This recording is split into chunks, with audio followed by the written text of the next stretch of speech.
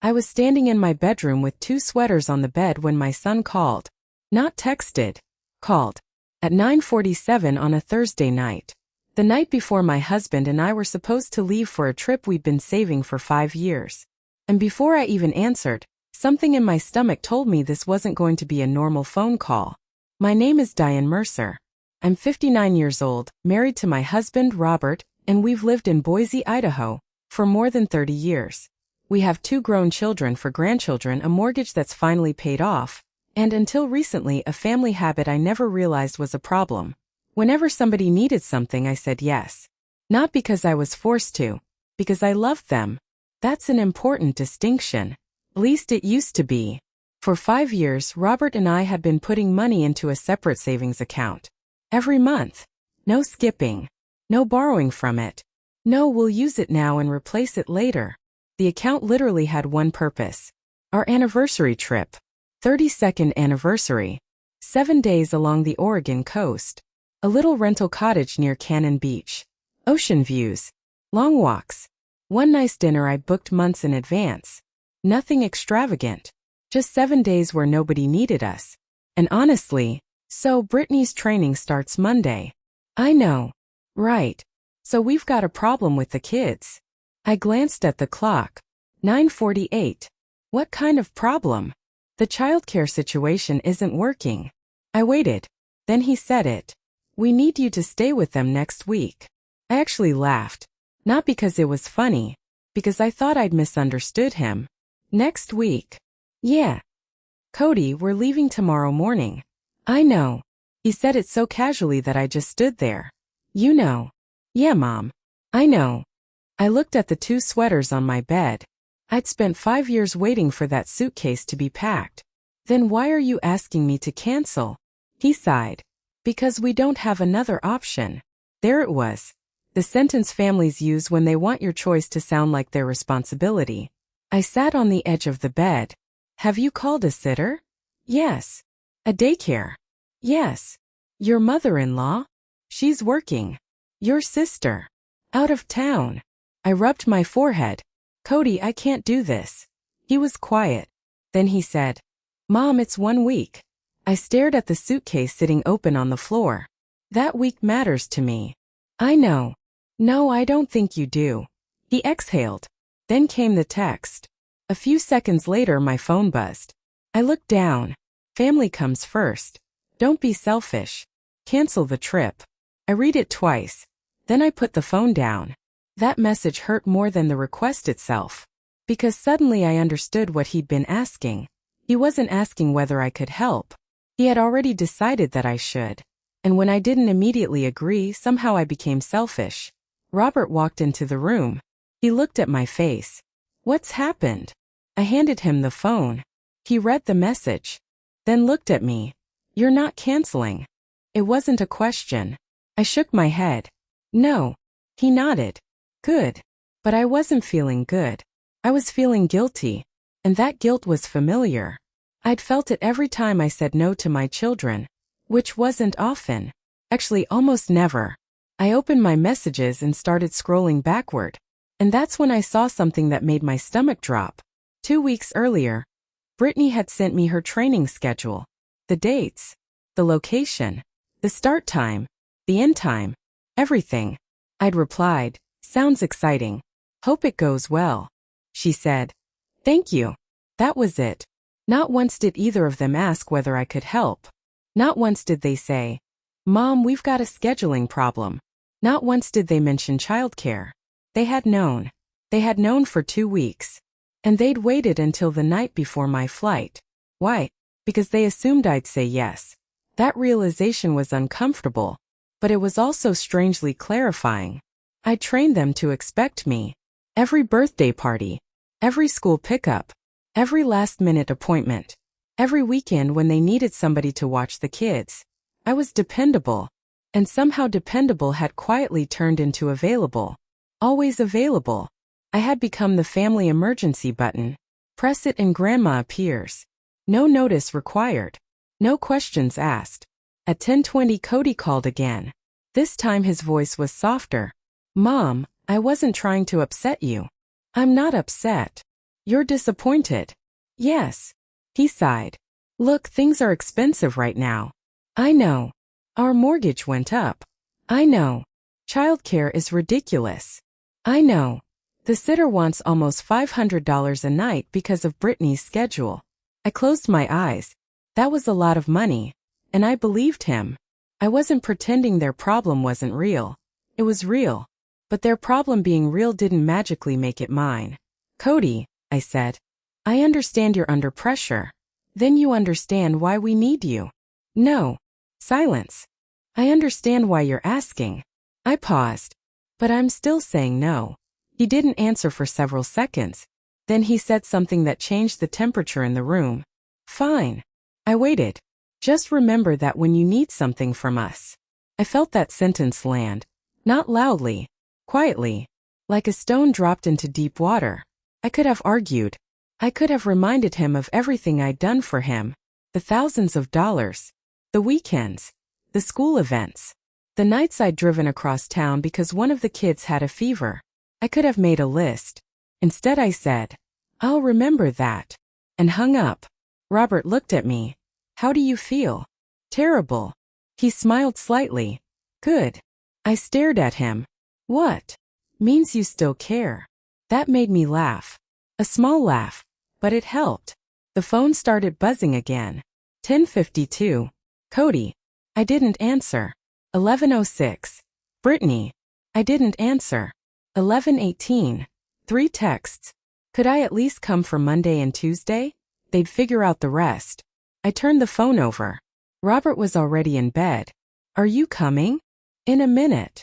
I set the alarm for 5:15. Then I went to sleep. Not peacefully. But I slept.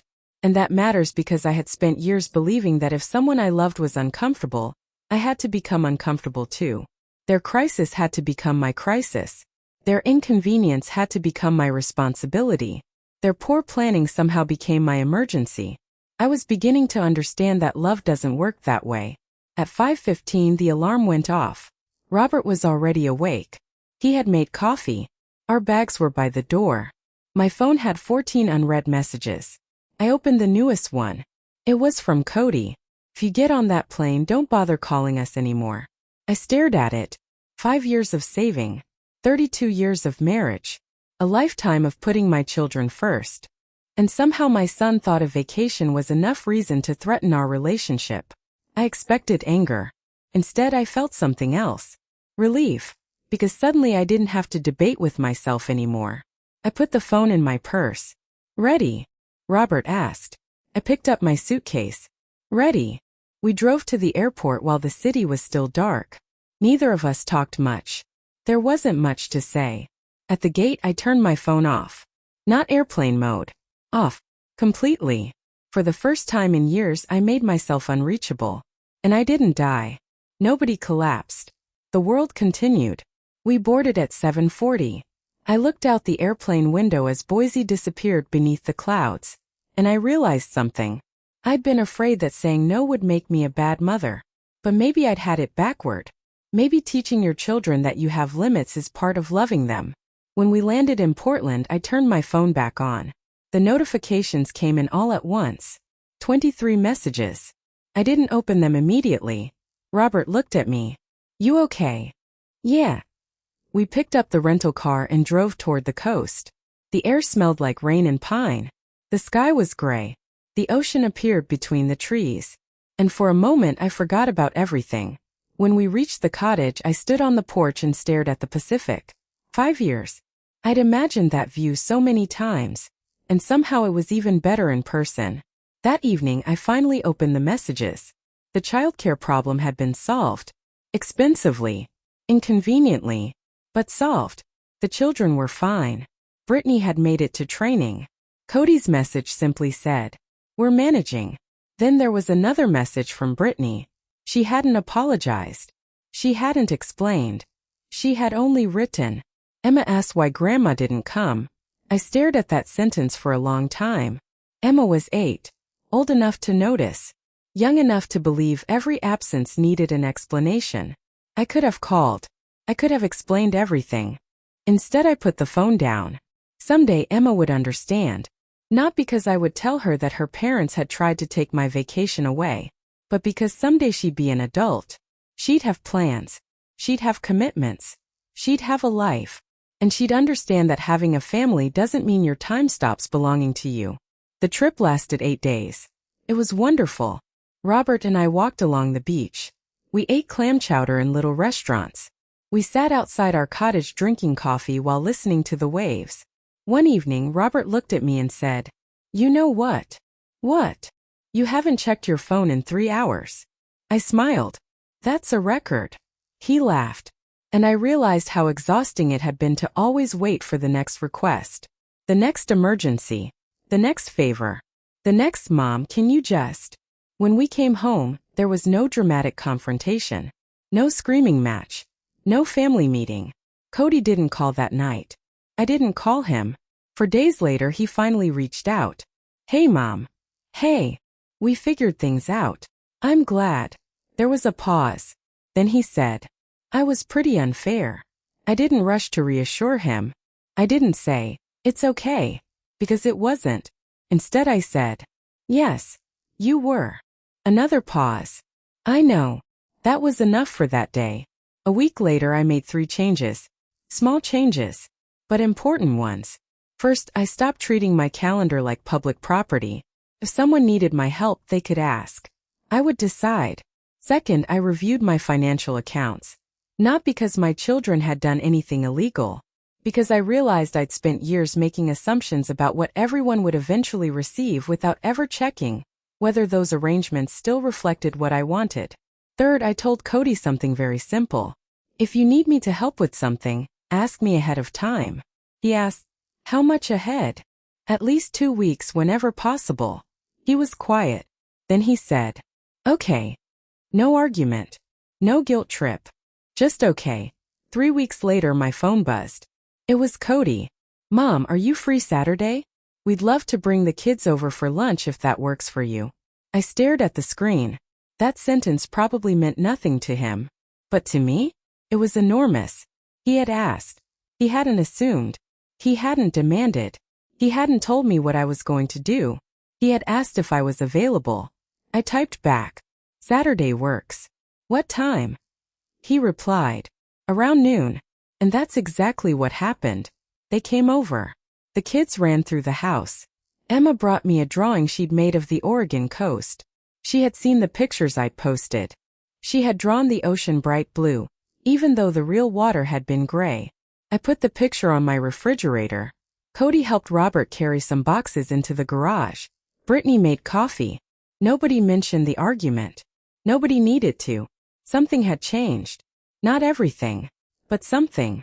And maybe that's what boundaries actually do. They don't magically repair families. They don't turn difficult people into perfect people. They don't erase years of bad habits overnight. They simply make the rules visible. My family knows now that I love them. They also know that my love doesn't mean unlimited access to my time. I'll help when I can. I'll show up when I choose.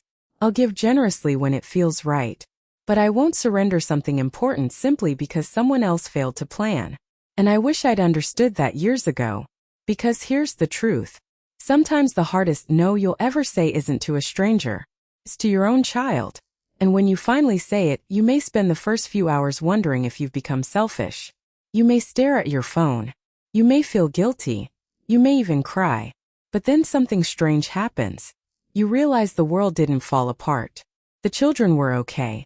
The problem got solved.